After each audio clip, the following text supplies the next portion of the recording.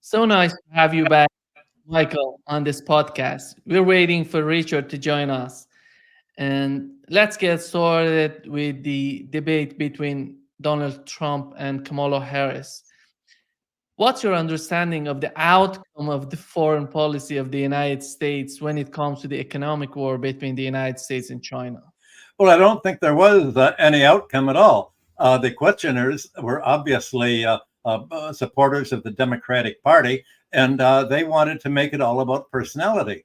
And they mostly Trump's personality, and they kept trying to goad him on, well, how many people at your rallies, et cetera. And when Trump would try to raise an economic issue, like, are you better off today than you were 4 years ago under my administration? Kamala would merely say, well, I'm a member of the middle class, and I'm all for the middle class. And she'd go into a stump speech. But that's not about policy. They very carefully avoided talking about policy. And it's obvious that if you're supporting the reelection of Biden and Trump and the Democrats, how on earth can you permit economic policy to be discussed without explaining and acknowledging why Americans are in a worse economic position today? And it's not simply because of inflation. ABC questioners kept trying to say, well, inflation is down. Why are people complaining? Well, they're complaining because they can't afford to live without going deeper into debt. And they can't afford to buy housing, even to rent, without going really further into debt. And if they buy a house, mortgage debt. These are sort of taboo subjects. And whenever Trump would try to get into something like that, they would divert the issue from him. So they weren't really able to say very much. Trump didn't say, well, if you're middle class, then when you were Attorney General of California, why didn't you help the Hispanic and the Black homeowners that were being evicted by Mr. Mnuchin for his vast mortgage fraud when all of the other people, lawyers, were pressing you to do something about it? Well, Trump couldn't say that because then he appointed Mr. Mnuchin as his own Treasury Secretary. So there's a kind of compact between both the Republicans and the Democrats not to acknowledge the actual economic policies that are going. The questioners tried to goad Trump into talking about the war in Ukraine, and they kept saying, do you want Ukraine to lose to Putin? More of the Putin derangement syndrome that they kept doing. He didn't fall for that. He just said, well, I want peace. There has to be a peace agreement. That was the closest they came to anything that's economic. He didn't point out about the cost of the military-industrial complex. He didn't talk about all the money that Biden and his son have gotten from Ukraine. So there really wasn't much of a foreign policy debate at all, except to wave the flag of nationalism. Michael, how did you find the policy toward Gaza and what's going on in Gaza? Did you see any sort of difference between what Kamala was saying and what Trump was pointing out? Wait, the policy towards where? Toward Israel and Palestine. Neither of them could, well, both of them received so much money from the Zionist lobby, from AIPAC, that nobody's going to make any criticism at all. But I was amazed at how Kamala was just saying, you were absolutely behind Israel. It has a right to defend itself. And the fact is, it's killed so many Palestinians, just assassinating them, that it's afraid they're going to fight back. And because it's hurt them so much, of course, it's afraid they'll fight back. So we have to let them bomb them all, because as long as there are any Palestinians left, they're going to be very resentful. And that's a threat to Israel. I think she lost the Palestinian vote of Michigan and Minnesota with that extreme statement. Richard, welcome. Yes, my apologies. Thank you. I got stuck in the New York City subway system. That's what I told him. I said New York is not very good on maintaining internet access to people to the extent that more developed countries are able to do. Yes, Yeah. exactly. Richard, we were talking about the debate between Donald Trump and Kamala Harris. And what was your take on their foreign policy when it comes to both case in Ukraine and in Israel? Well, Mr. Trump gave you basically nothing except to tell you over and over again that he would have done a wonderful job.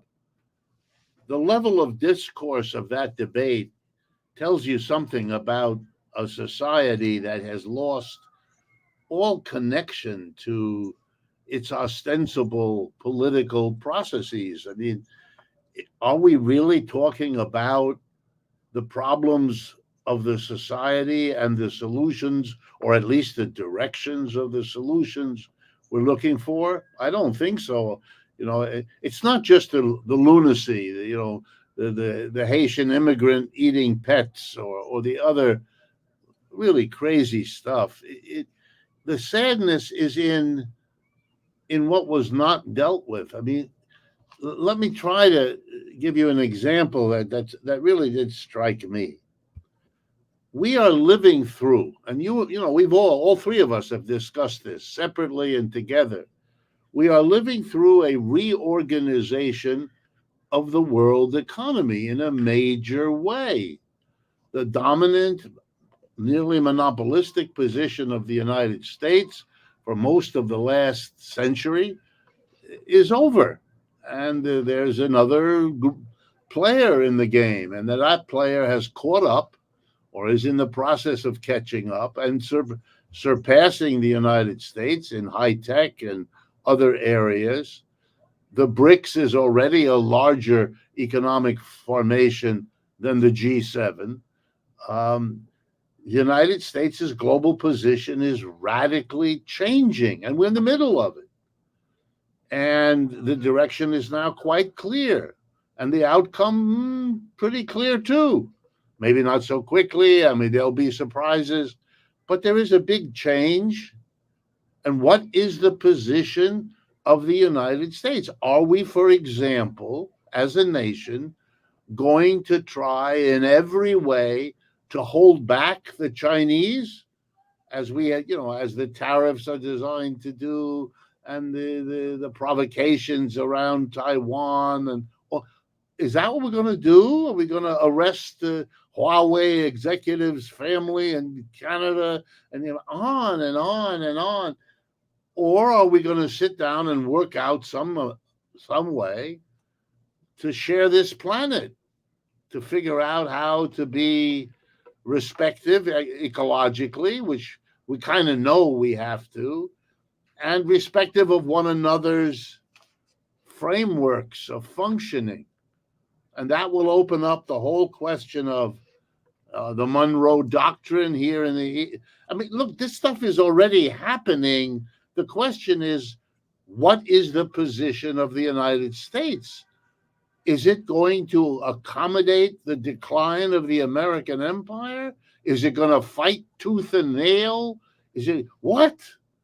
And what does the Republican Party propose? And what does the Democratic Party propose? For me, that'd be the first question.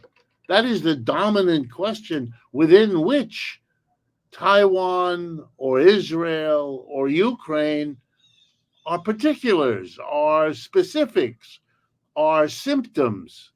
What's your position on the whole thing? How do you nothing?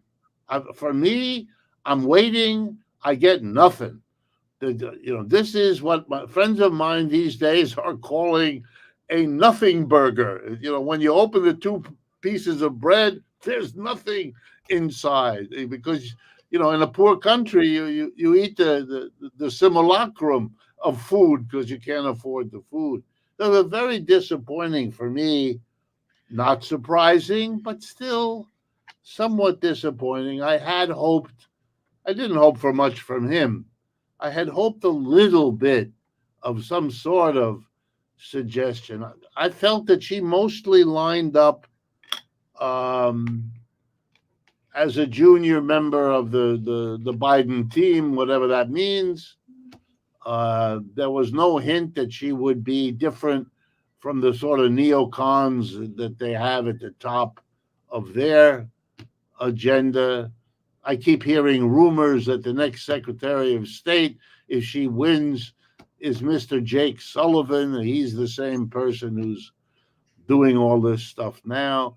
So, look, I do understand that what happens in her administration, if she wins, or in his administration, if he wins, will be more determined by outside events and whatever happens inside this country than by anything they say or do anyway. So, on the partly, this is all, play acting, but Hollywood theater. But even given all of that, I found the material on foreign policy unbelievable. I mean, you're spending a fortune of money, you're risking unbelievable, and we don't discuss it. It's just extraordinary. Michael. Well, there's a reason. Richard points out that what should be discussed are the reasons for the American decline and what to do about it. But of course, it can't be discussed because America's decline is a result of the policies that the Democrats and the Republicans are following. And how can they explain and discuss these policies without the obvious question is, well, aren't these leading to deindustrialization and a decline and a shift of the world towards East Asia? Yeah, the way I would put it is they can't discuss it because they can't admit what the problem is in the first place. It reminds me of the rule of Alcoholics Anonymous that before you attend a meeting or before you speak at a meeting, if I have this right, you have to admit that you have a problem, that your alcoholism brings you now to this community to try to overcome it. And that's a noble thing, and you've made a first step, but you kind of have to take ownership of that first step in order to go through the rest. Or you would have to admit that and we don't have that. We want our government to be cheerleaders. They are rah, rah, rah for what we have. We have a problem here and there, and I'm going to fix it. But that's it. We are all boosters. The word capitalism never appears. It's as if we don't have a particular economic system, and it's as if nothing about that system as a system is a problem. I mean, that's extraordinary. You could fudge around that. You could say, look, there should be no discussion. So when critics of America make a joke that we have two pro-capitalist parties, end of story, that's correct. We have two major parties who, on the question of the basic economic system, have no criticism, no comment, nothing leads back to that system. You know what that is? That's a hysterical refusal even to ask a question, even to admit there might be something in this capitalist system, some dimension of the profit maximization rule in investment, or something else about the uniqueness of this system.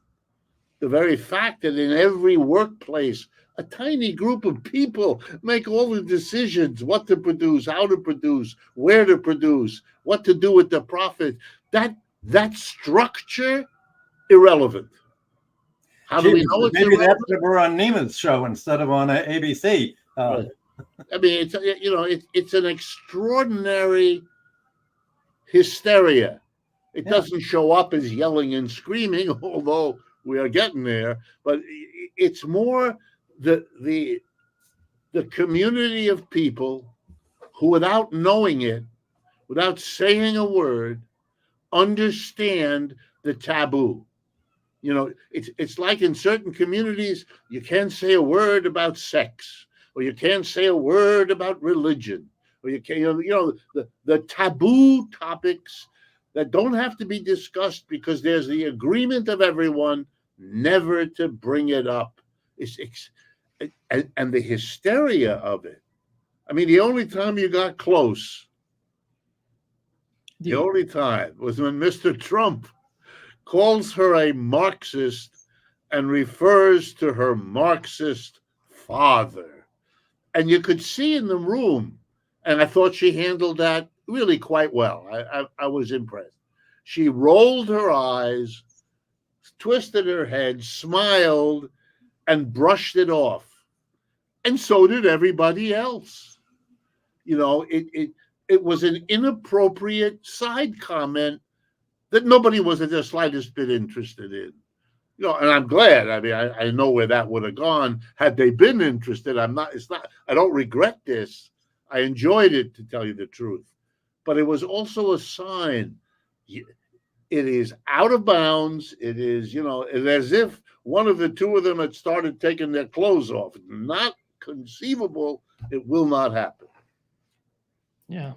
And getting to the point, Michael, and the question right now is, what would be the solution coming out of these two candidates right now? It seems that Trump is suggesting more tariffs, and his only solution would be more tariffs on whatever country that are not considering dollar as the currency of trade.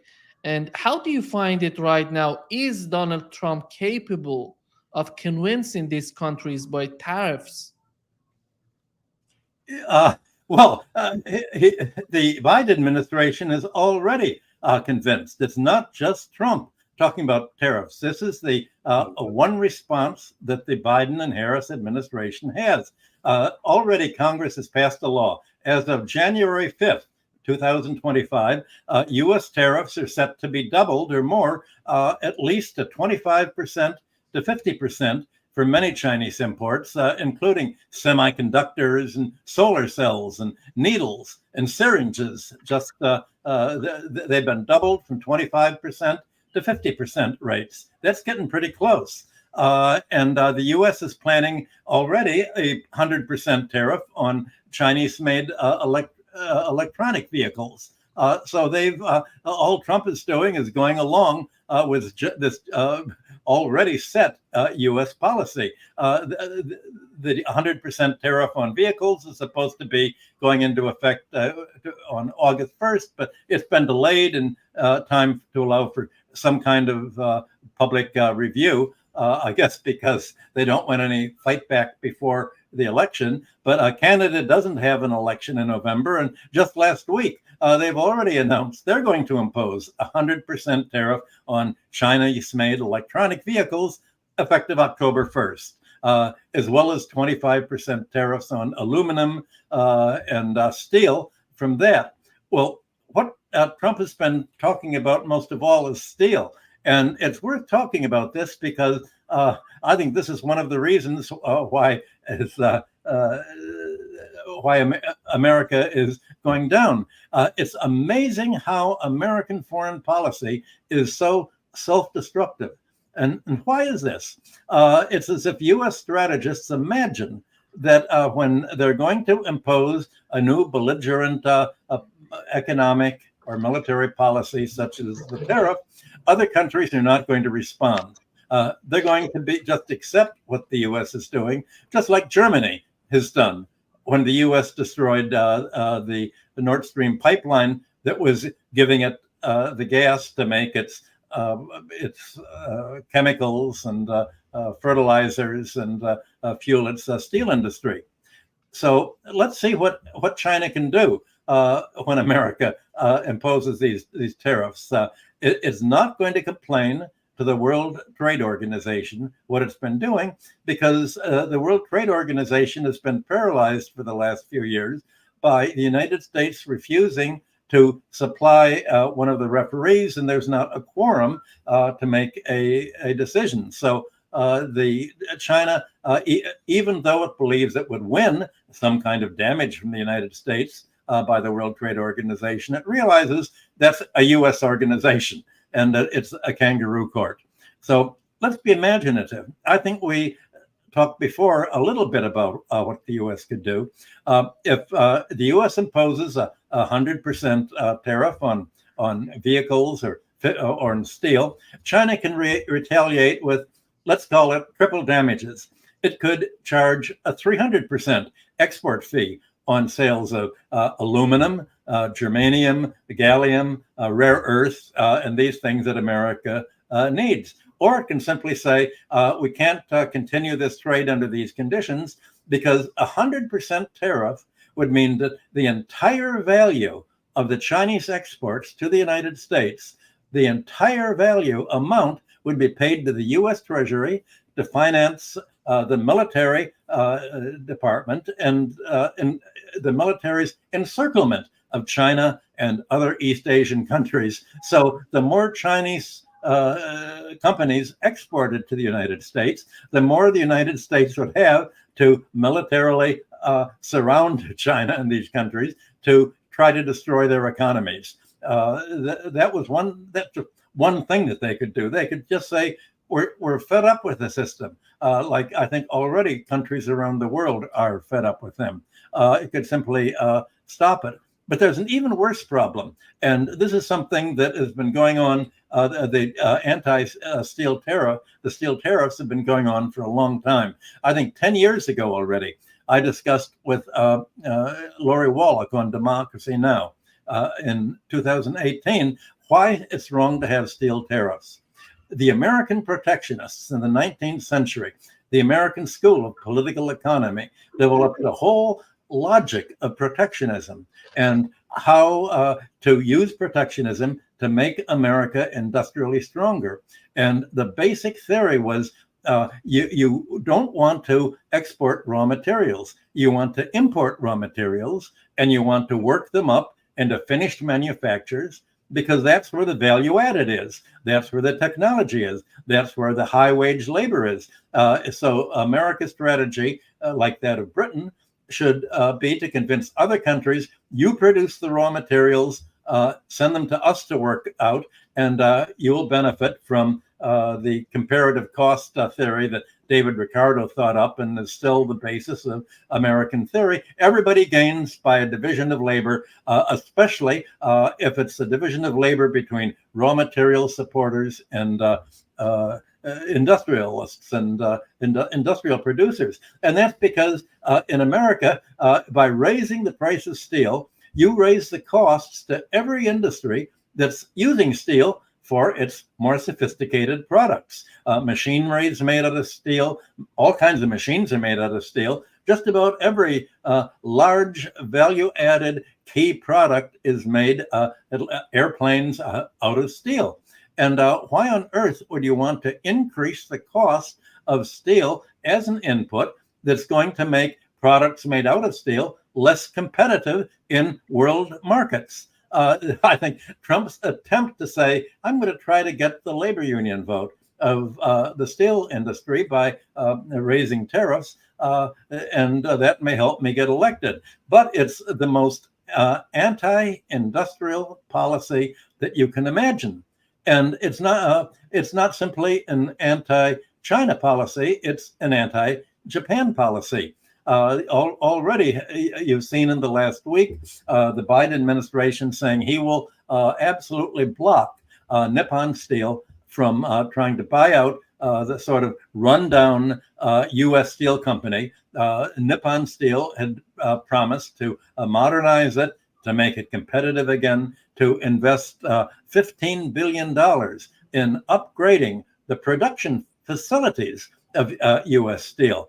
And there's one American company that's opposing this, and that's Cleveland-Cliffs. And it says, wait a minute, we can make money for our steel industry and for its employees. It's true that we cannot invest to make steel more cheaply, but if we can merge with U.S. Steel, then we'll have a monopoly. And if we can have a monopoly, we can charge enough money to control the U.S. steel market, even though it's high cost. And the Biden administration says, wow, high cost steel means higher wages, higher wages for steel workers means the union will vote Democratic if I can do it before Trump does it, and that will help us win the election against the other guy who wants to prevent foreign investment in steel. So both parties are absolutely committed to raising the price of raw materials, squeezing industrial producers out of world markets. That's what I mean by a self-destructive policy. And nobody has been able to raise this. As Richard says, it's not something that they want raised because, of course, their self-serving electoral policy is very damaging to American industry, but American foreign policy does not really take account of the effects and the counter effects that are going to happen on U.S. industry. Nima, let me expand a little bit on that because it is so important. First, much of the conversation about tariffs, at least for the last almost 10 years since they became a central feature of Mr. Trump, who seems to have discovered them a little bit like a child discovers a toy in the sandbox. He can throw tariffs and so forth. And he doesn't seem to understand, as many economists have noted. He keeps saying that the tariff is paid for by China.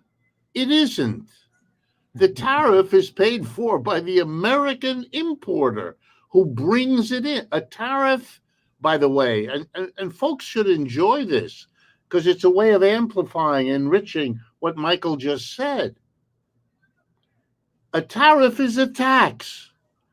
The Republicans are the party against taxes, and their entire economic program is raising taxes. They happen to call these taxes tariffs. In an earlier day, these things were called import duties. That's the same word. Tariff is an import duty. It is paid by the commercial entity, usually a business, that brings goods or services produced outside the United States for sale inside the United States. Anybody who does that has to pay for the product to be brought to the United States from wherever it's produced. That has to be paid for. You pay the producer of the French wine in France, or the Japanese electronics in Japan, or the fill in the blank. And then if there's a tariff, you have to pay that to Uncle Sam. All right, so now let's use the example of the electric car made in China. 15 years ago, every major automobile company began a competitive race to produce an electric vehicle. 15 years later, it's very clear who won. The winner is called the BYD Corporation, which is Chinese. Not Tesla, not Elon Musk, BYD. And you've probably not heard of it, and you don't know the name of the chairperson, and it doesn't matter. Okay, if they produce a first-rate car, the best one, at the lowest price, which they do, and let's just say for simplicity, it costs $30,000. It means that they will now try to sell their top-of-the-line, cheapest version, best quality electric car and truck, which indeed they're doing all over the world. A quarter of the electric cars on the road in Europe, and there are many, are BYD. You can go to Europe now and you'll be in one before you know it. Now here comes Michael's very important point. Any American company producing anything, underpants. Suppose an American company in Cincinnati makes underpants, but it needs trucks to bring the material in and to take the product out. And it's going to be buying electric trucks sooner or later. it can't buy the $30,000 vehicle at $30,000 from China because it's got a tariff on it. If they want to buy it, they have to pay $30,000 for the truck plus another $30,000. That's what 100% tariff means. 100% again, another 30 go to Uncle Sam. Which means what? They are at a competitive disadvantage to every other underpants producer in the world who can buy the Chinese vehicles at 30 grand. The American can't. He would have to pay 60. But don't worry, says Mr. Elon Musk. I have a friend in the White House.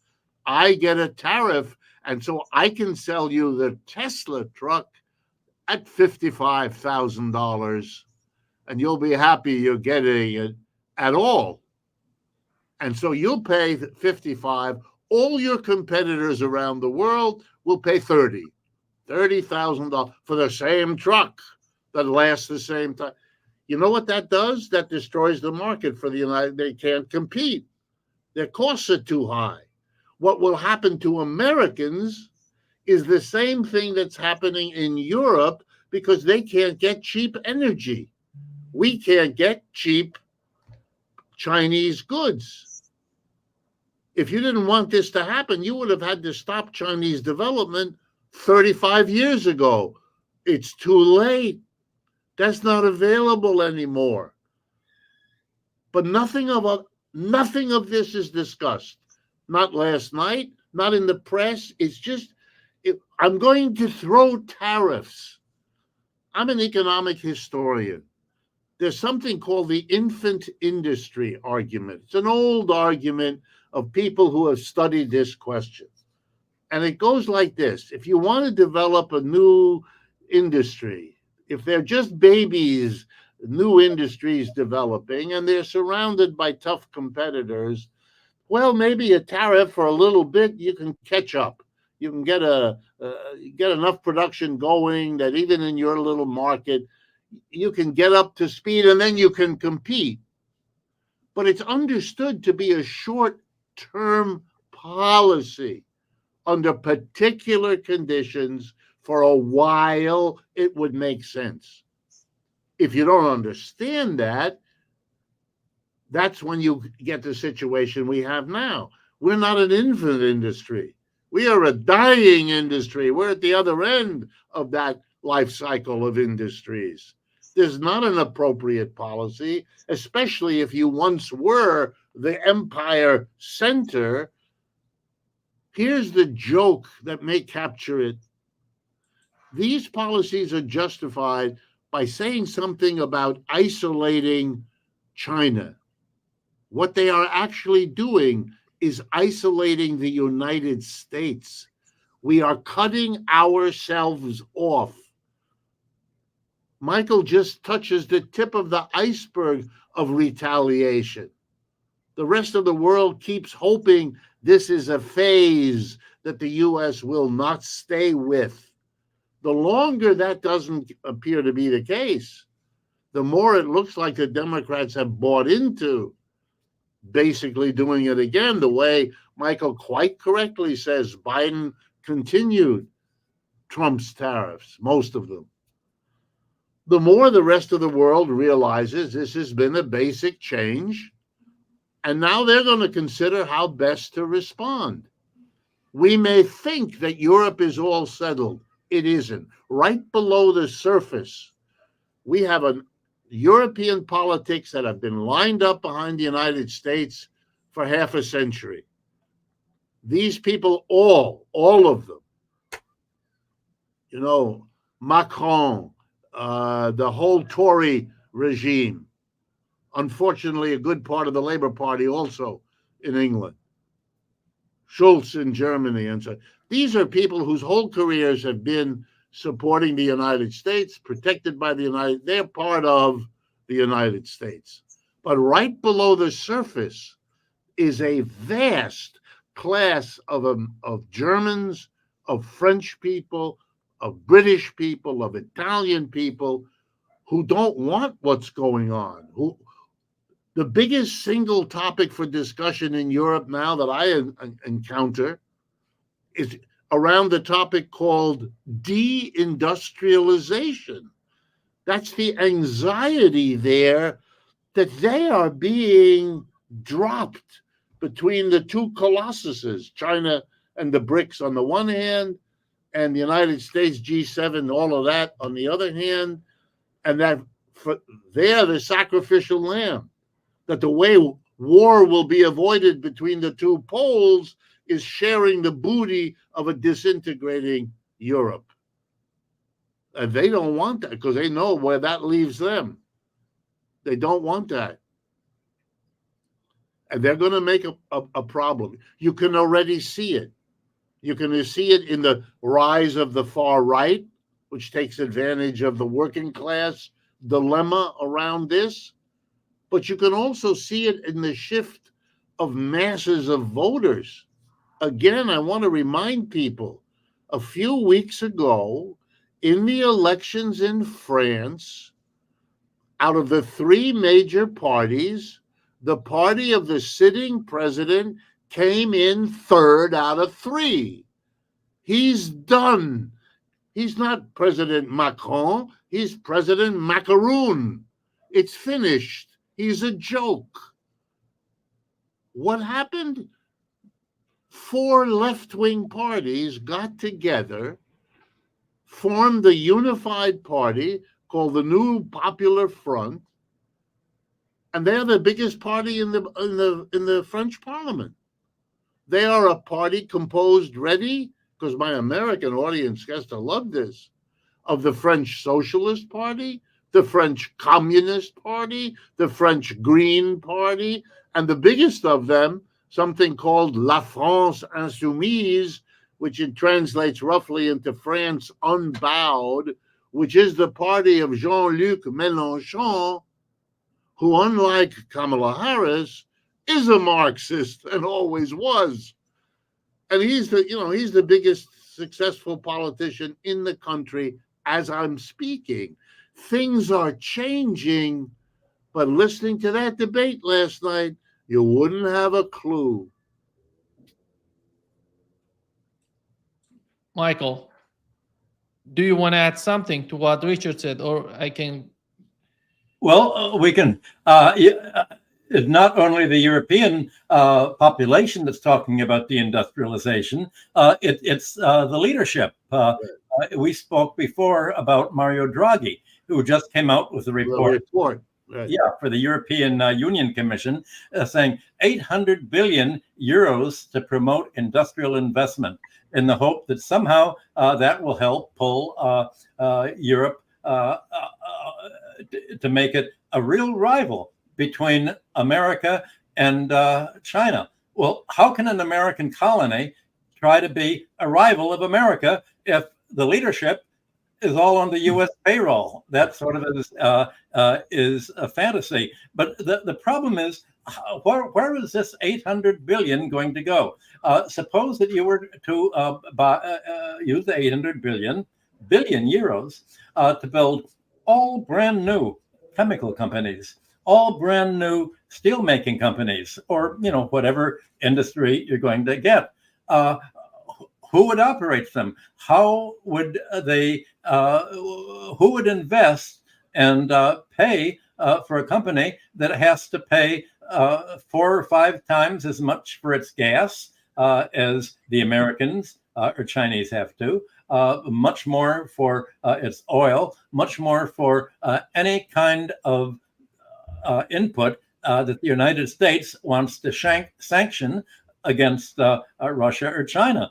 There's no way that Europe can cope with the corner that it's painted into, and that's why, as Richard just said, the two the two parties opposing the anti-Russia war in Ukraine and the Cold War came out way on top in last week's elections in Thuringia and Saxony. Well, the German response is that the leading party that won in Thuringia, the Alternative for Deutschland, is a terrorist party. Well, who are they terrorizing? They're terrorizing Jake Sullivan. They're terrorizing Mr. Blinken. They're terrorizing the U.S. military and the neocons, because if the rest of the Europeans have all been listening to your show and what you and Richard and I have been saying, they realize that they cannot not only be a rival again, but even be a joiner, a third wheel on all of this, as long as they have to join the U.S. sanctions and Cold War and realize, and as the head of NATO just said, we're an Asian power. We're an Asian power now. We belong in the North China Sea to defend Europe. And you heard Kamala say last night again, if we don't, that she just went to meet with Zelensky, and she told the American people, if we don't support Zelensky there, America is going to walk right through Poland, presumably on its way to Germany, to remake the old Deutsche East German Republic, and to remake the old Soviet Union, imagining that any country can today, Russia or anyone, can field a army that can actually invade a country that's fighting back and not be totally annihilated. This idea that Russia is the threat, Kamala is saying, really is that I'm a super Hillary Clinton. It's all Russia, Russia, Russia. And I thought, why are they doing all this last night in the debate? And it's because right now, Mr. Blinken and I think U.S. generals are meeting just today, Wednesday, in Ukraine with Mr. Zelensky to try to figure out some way either of winding down the war and shifting attention and walking away from Ukraine, just like America decided it was in its interest to walk away from Afghanistan. What do you do if all of a sudden your whole administration since 2022 has been based on we're fighting against Russia as the invader? Well, what do you do if all of a sudden, you've lost? The NATO arms haven't worked. They've all been blown up by the Russians, and there have been almost 1 million Ukrainians either killed or wounded, and much of the Ukrainian skilled population has all left the country, trying to find jobs elsewhere. Ukraine's finished as a result of the United States as an object lesson for all the countries in Asia, in Africa, in Latin America, that this is what happens if you fight on behalf of the United States. Well, I won't say that Germany is going to fight to the last German, but are they willing to be unemployed to the last German? Are the French and Italians going to be willing to be unemployed, to the last people? That really is what it is. The United States has gobbled them up. And what on earth can they do for the industry? They're trying to claim, well, the decline in GDP has not been all that serious. But what's more important, the GDP or employment and actual industry? Well, you can see where all of this is leading. Something has to give, and the problem is that Europe has basically abolished political freedom. They want to abolish the parties that are opposing the U.S. Cold War. And this is what is polarizing the whole European population. President Putin has announced already, it would be very nice if Europe stops trying to fight us and stops providing bombs for Ukraine to attack us. But it's going to be another generation before we can trust Europe again, and they would have to demonstrate their independence from the United States. But just like AIPAC has a great influence on the U.S. election, the U.S. National Endowment for Democracy is the AIPAC of Europe. That's founding all of the non-governmental organizations that are trying to overthrow the governments there. That's why Georgia, the republic, has just tried to ban non-governmental organizations of all sorts there, because it realizes these are U.S. Agents of influence. They're trying to create a narrative that other countries have to depend on U.S. leadership, and it's either us or them. And if we don't support the United States, then we won't end up being a democracy like Ukraine or Israel, the two primary American democracies that they're supporting. Well, you can see where all of this is leading, I think. Yeah. I want to pick up on something Michael said, since that's how we're going. This notion that you did hear from Kamala Harris yesterday about, if you don't stop the Russians in Ukraine, well, then they will be marching across Europe, or whatever the actual words were that she used. And I want people to think a minute. In the war in Vietnam, that's now 30 plus 40 years ago, the argument was made over and over again: why are Americans going 10,000 miles, about as far as you can go from the United States before you start coming back to the United States, given that the earth is round? I'm only speaking for those people who see that the earth is round, not the flat ones. Why are we sending, hundreds of thousands of troops and billions of dollars over to Vietnam? And the answer given by that generation was, if we don't prevail in Vietnam, well, then the communists, that was the label for our enemy in those days, they will march across Asia and there'll be no end, over and over again. Did the United States prevail in Vietnam? No.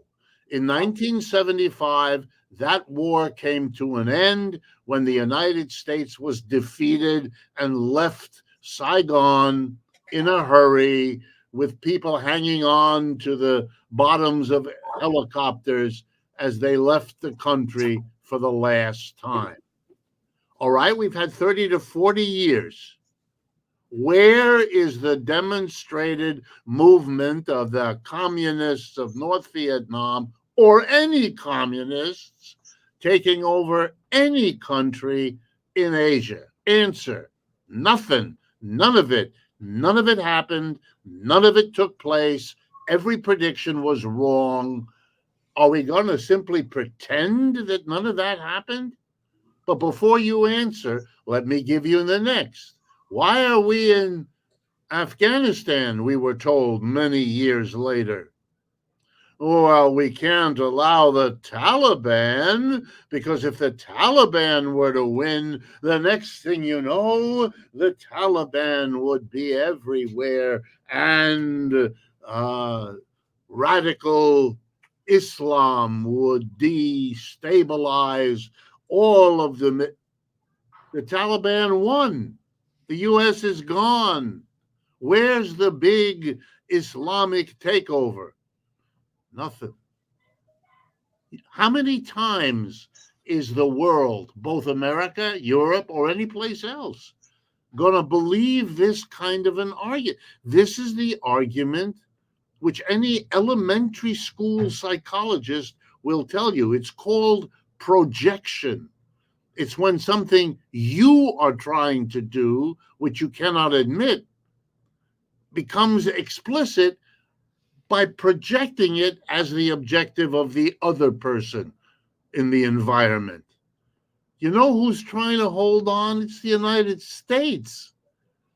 All of these are subtractions from U.S. control.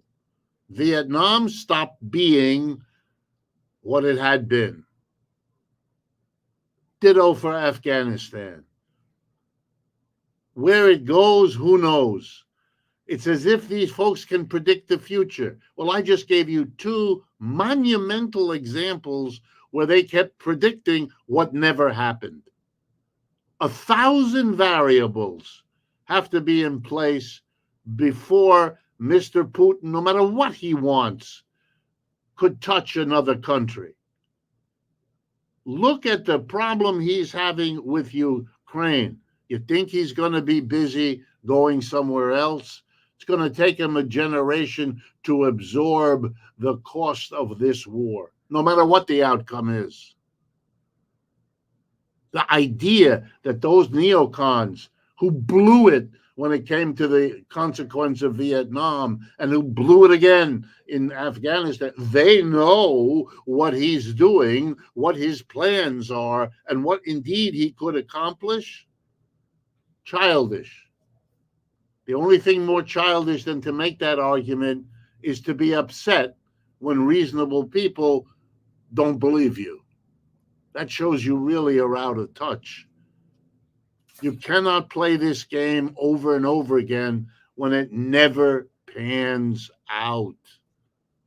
The world is way more complicated than these simple-minded stories of what has to be done. But again, the thing that people should understand is if you cannot admit what is going on, then you come up with wild, fanciful substitutes.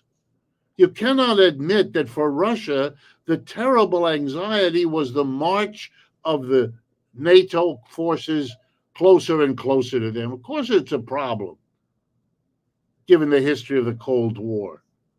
Terrible anxiety, terrible risk. What are they going to do? They waited a very long time before they made this decision. And I'm not sure it was the right decision to make, and there are a lot of reasons to worry about it, which I'm sure they're doing. But it's a very complicated story how this happened. But if you can't tell that story, then you can't admit it. You can't admit that maybe NATO shouldn't have done what it did.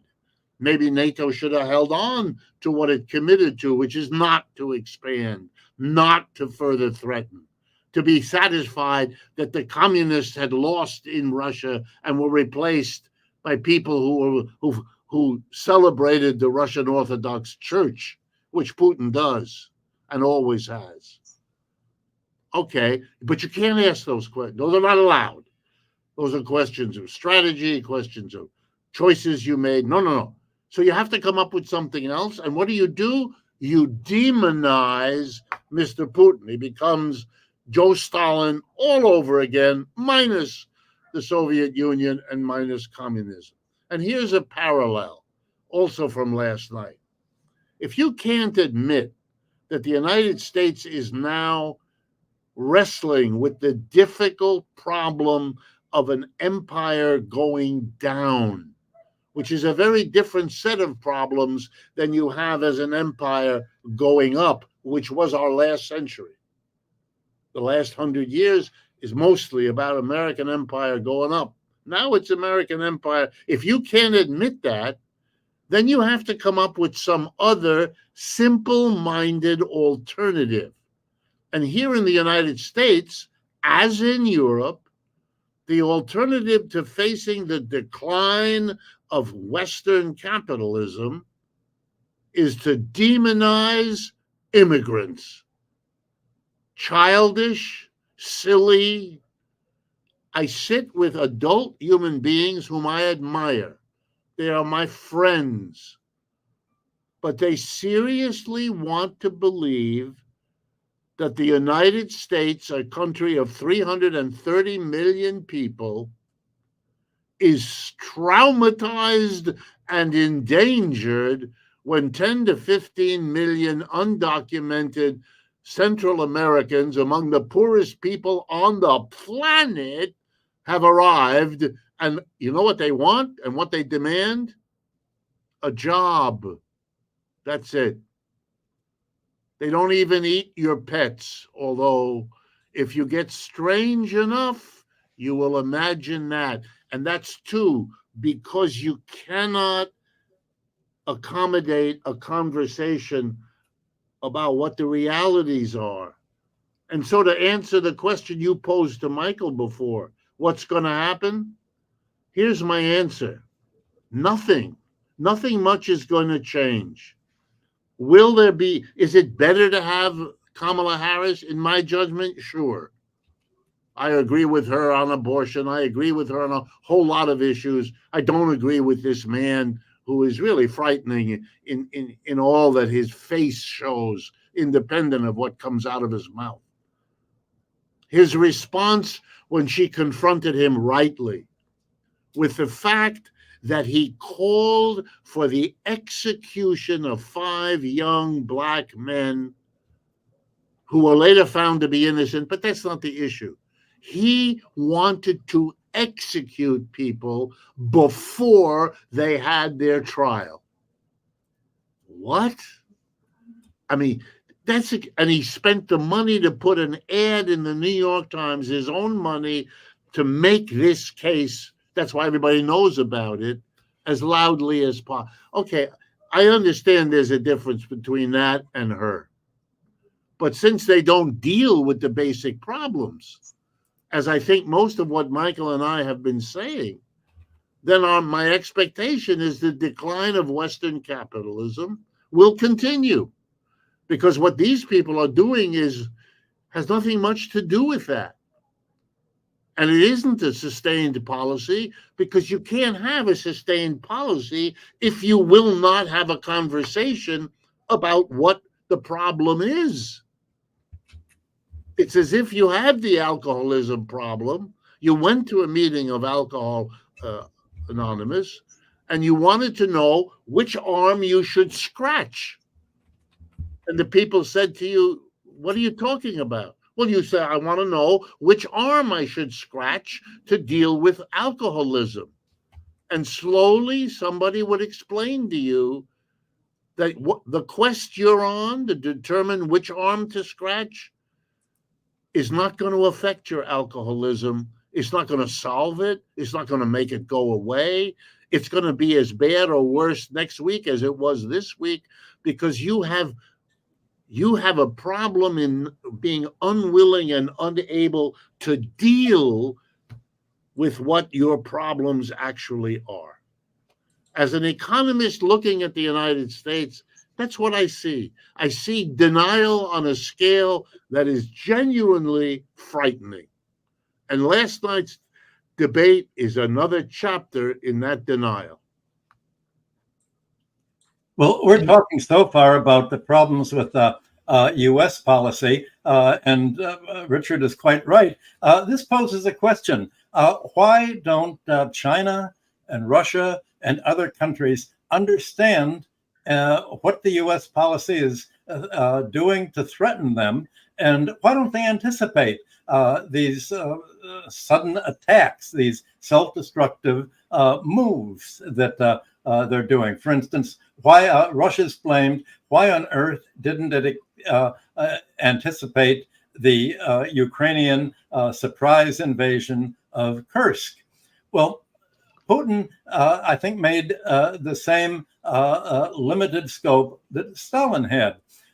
Both of them expected other countries to act in their own self-interest. And I think we've said it before in this show. Stalin did not expect Germany to attack him and Russia, because that would be suicidal for Germany. It would mean the end of Germany. Well, why didn't Putin expect Ukraine to throw all of its crack troops, all of its the Nazi leadership troops, the most vicious of the Azov battalion? Why didn't he expect them to throw all of the U.S. And European heavy armaments that they had, all of their troops, into an invasion of Kursk? Well, that's because it was not the most valuable land at all. It was sort of a rural, undeveloped part of Russia, and I think President Putin and the generals thought, why on earth would Ukraine make a great sacrifice that essentially will wipe out the whole remaining core of the Ukrainian army? Why would they do something like that just to make a public relations show about, oh, they can surprise us? Well, you can surprise us by committing suicide. And that's pretty much what they did. And I think I'm told that the plans were thought up by British intelligence, which is a perfect example of British intelligence, probably with the US going along. Why don't other countries act more against the U.S. interest? Why does China, while President Biden and the Democrats and the senators and congressmen are saying every week China is our number one enemy, why doesn't it realize, gee, they're really against us? We've got to somehow react to this, to defend ourselves, to make sure that America is isolating itself, not isolating us. Well, the answer is that President Xi of China keeps talking about win-win policy. And he thinks that if he can convince other countries it's a win-win, that they'll follow it. Well, I think that's what Gorbachev and the Russians thought. And when the Soviet Union was dissolved, and Putin apparently wanted to, no, it was Yeltsin, or some of his followers that wanted Russia to be the first foreign country to join NATO. Russia really wanted to essentially be absorbed into. Both of them, Michael, Yeltsin and Putin, both of them wanted to be part of NATO. Yeah, quite true. Well, and imagine if that would have been in America's self-interest. It could have turned Russia into what it's done to Germany and the rest of Europe. It could have imposed the neoliberalism on it, and yet it didn't do it. It treated Russia like an enemy, but in such a self-destructive, ham-fisted way that it's produced the situation that we have today. And while China thinks in terms of we are going to develop and increase our economy and our relationships, linking our economy with the rest of East Asia, if we can show a win-win, the United States only has a lose-lose policy. If other countries don't agree to our Cold War, we'll bomb them. We'll have the National Endowment for Democracy have a stage a color revolution there. It will do, or we'll treat them like we treated Libya and Iraq and Syria and the Palestinians, and like we treated Iran in 1954 and Guatemala in 1953 and Chile later. This it's an entirely different philosophy of relating to the rest of the world. It's not something that you can economically qualify in each other's models, because they're diametrically opposed models. Either you achieve power by the ability to hurt countries, and the America can say, we have a lot to offer you. We can offer you not to bomb you and not to overthrow your government. Whereas China's policy is, we have a lot to offer you. We can help you all get richer as part of a mutual aid, mutual growth, and mutual interdependency. That really is what is splitting up the world. And the U.S. Diplomats don't see it, because they're just knocked into the only way that they can influence other countries is to hurt them or to threaten to hurt them. And at some point, presumably, Russia, China, and the rest of Asia will say, gee, the U.S. doesn't want an economic gain for itself. It's willing to destroy its own economy by following the neo-principles that have deindustrialized it, by following the Cold War strategy of sanctions and isolations that have destroyed what used to be its partner in Germany and Europe, and is now driving Europe away. And someday Europe is going to join the BRICS too, but that's a generation away. It's a whole different way of thinking. That's what's happening. Richard, just let me put up this article that I've sent both of you. And here is the former European Central Bank President Mario Draghi. He's talking about the problems, the economic problems that they're having in the European Union. And he says that the era of open global trade governed by multilateral institutions seems to be coming to an end. And here is what he said, and Been part of slowing what he said. down for a long time in Europe. Growth has been slowing down for a long time in Europe. But we've ignored it. I would say until 2 years ago, we would never have such a conversation as the one we're having today. Because things were sort of going well. We were doing well out of globalization. Unemployment was steadily falling. But now we cannot ignore it any longer. We've lost our main supplier of cheap energy, Russia. And now we have to start for our defense again for the first time since the Second World War. At the same time, this is the first year when Europe cannot count on population growth for its increase. And population is set to decline steadily, so much that by 2040, there will be 2 million workers disappearing from the labor market every year. Productivity is weak, it's very weak. So if we were to maintain our current average productivity of the last 10 years, say, it would only be enough to keep GDP constant until 2050. The investment share will have to rise by around 5 percentage points of GDP to levels last seen in the 60s and the 70s. And if Europe can no longer provide them to its people, it will have lost its reason for being.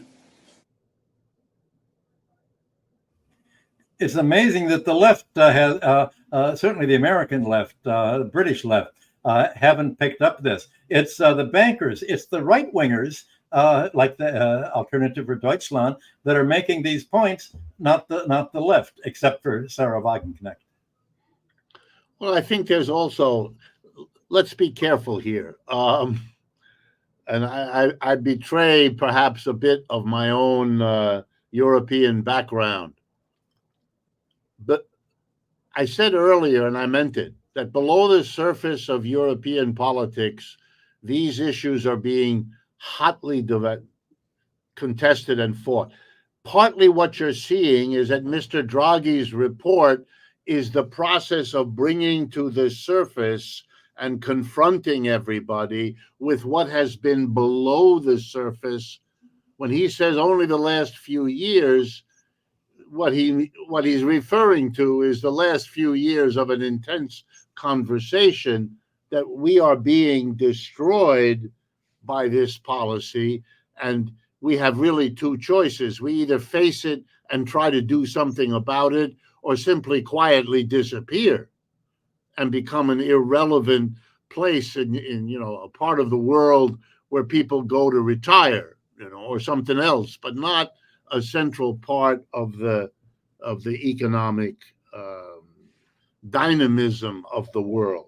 And I think that is a understandable reaction to the fact that the dynamic center of capitalism, the investment growth focused capitalism, which was once in England and then it wasn't, and which was once in New England in the United States, and then it went to the Midwest, and then it went to the South, and then it went to Canada and Mexico. That's what capitalism is. It's a system that uses up the profitable opportunities and then looks elsewhere for them, and then moves to where, and it never says goodbye.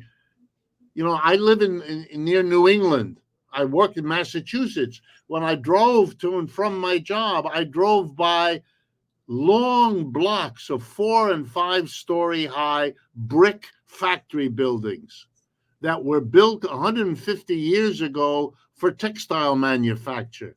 They've been empty for the last 100 years because there's no industry to fill them. They are now places where people have yoga sessions or artists do creative artwork. That's what they're there. They grow mushrooms in one of them. This is a kind of a joke. If you go to Detroit, you can watch the weeds as they grow out of the asphalt parking lots of the empty factories. That's capitalism. And we should not be surprised. They moved within Europe, then they moved beyond Europe. Now they went to Asia, and they're going to be in Asia for a while, and then they'll look elsewhere. Smart people in Africa are planning for them to arrive there in a couple of decades, as they already are. The question is, how do you deal with a capitalism that works this way? But of course, you cannot come up with a policy if you can't admit that the capitalist system has within it this bizarre.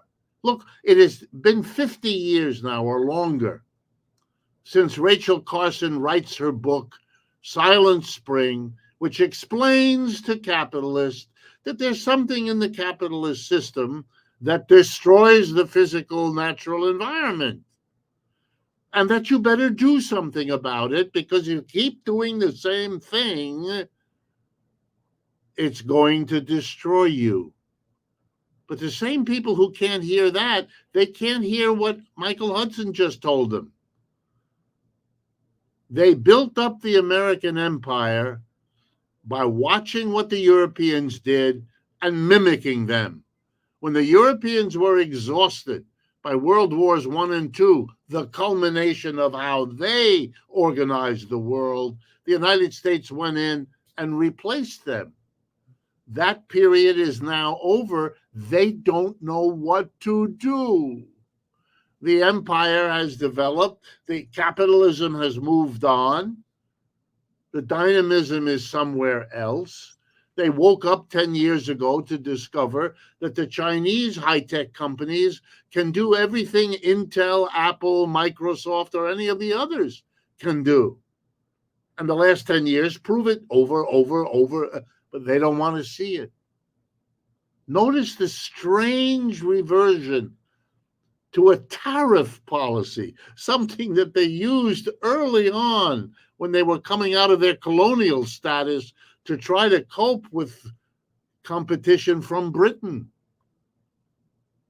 Now they're doing it again, but the whole situation is different. You can't use the same policy all the time. One of the virtues of Hegel and Marx are explaining to us, if you do the same thing over and over again, you're going to make a mistake. The fact that it works at the beginning is no guarantee that it works at the end. You have to be as inventive in knowing when to stop using a theory or a strategy as you were inventive in starting it.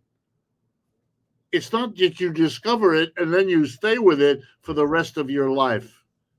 That's a mistake of how the world works. That misunderstands what contradiction means. And I granted, Americans do not study Hegel, which is their loss, but they don't. But if you did, you'd be immediately alive to the likelihood that we are once again facing people who believe in a particular way of doing things, who do not understand why you always have to question it, why you always have to wonder how changing external circumstances change the likelihood that you're going to succeed. Otherwise, you are going to make terrible, terrible mistakes. Yes, I think Mr. Putin made his share of mistakes. But the West, thinking that they could arm and fund Ukraine to fight the Russians, that was a bigger mistake. To think that they could cripple Russia by not buying the oil and gas meant they didn't understand what the BRICS was. Russia turned to the BRICS, problem solved. That the United States couldn't foresee it, didn't understand it, is obvious and stands as a screaming demonstration that they don't understand the way the world works.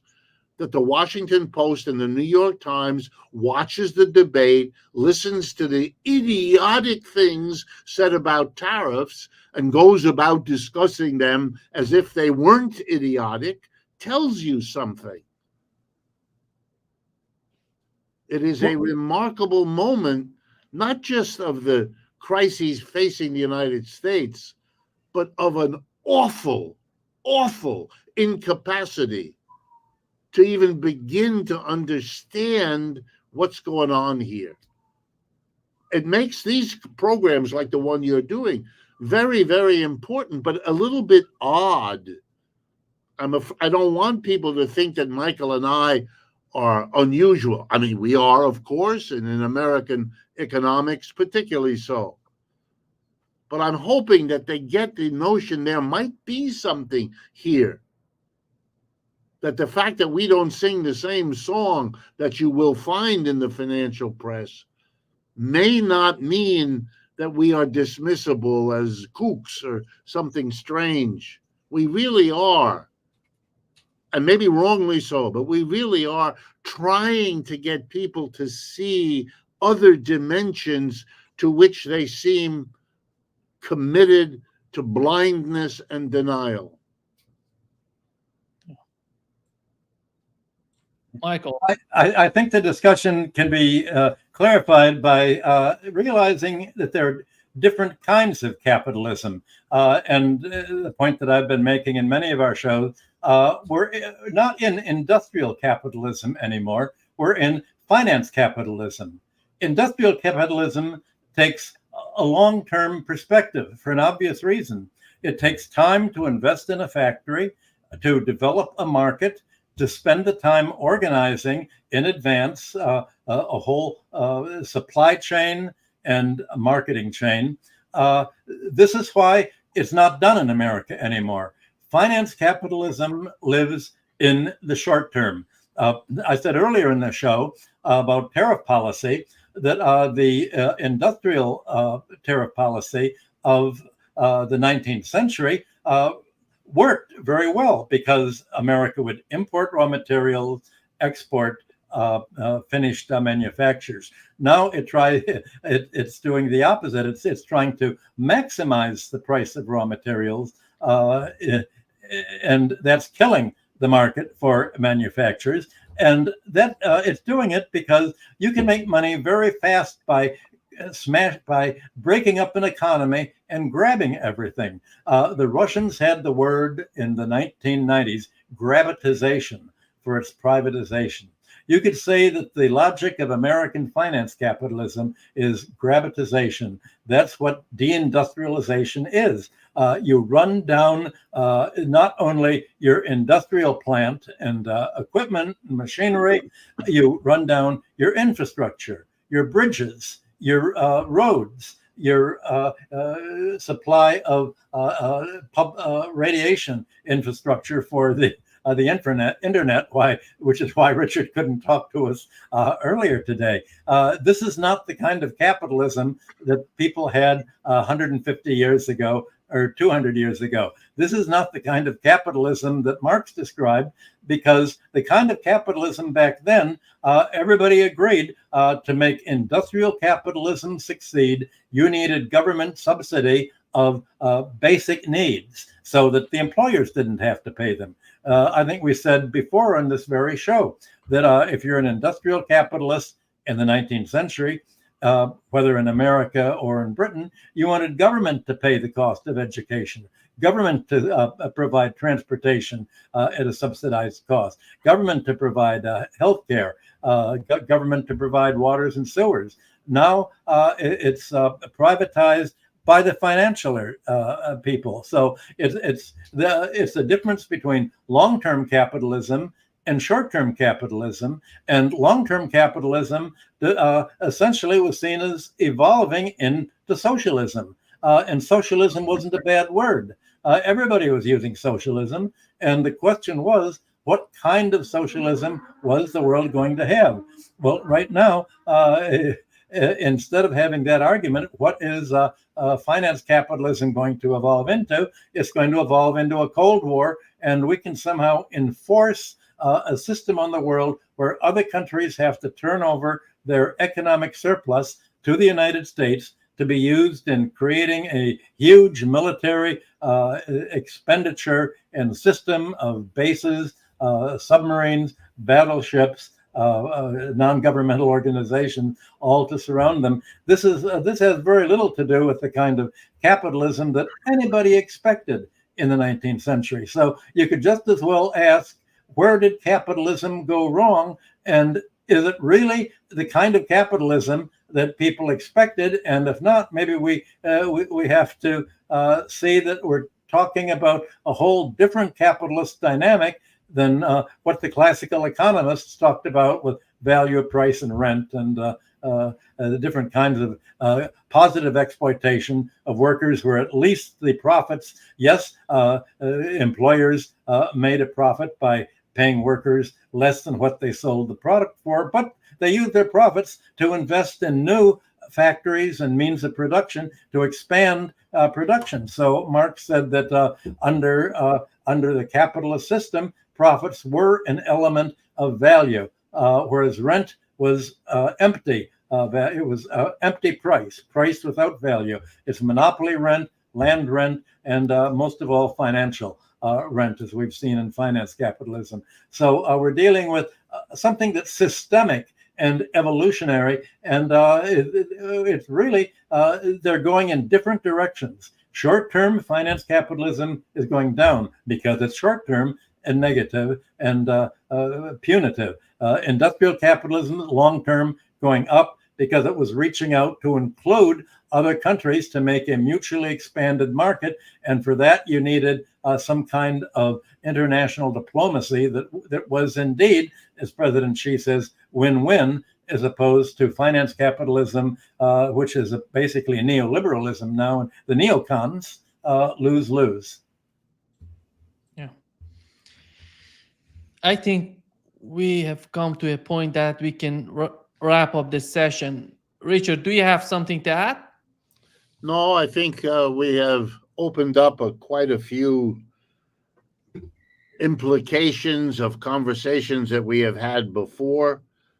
The only thing I can suggest is that the danger we haven't discussed, and I'm not sure there's all that much for us to say about it, but is that the frustrations governing the leaders of the United States, because their project, since they don't understand and will not listen to alternative.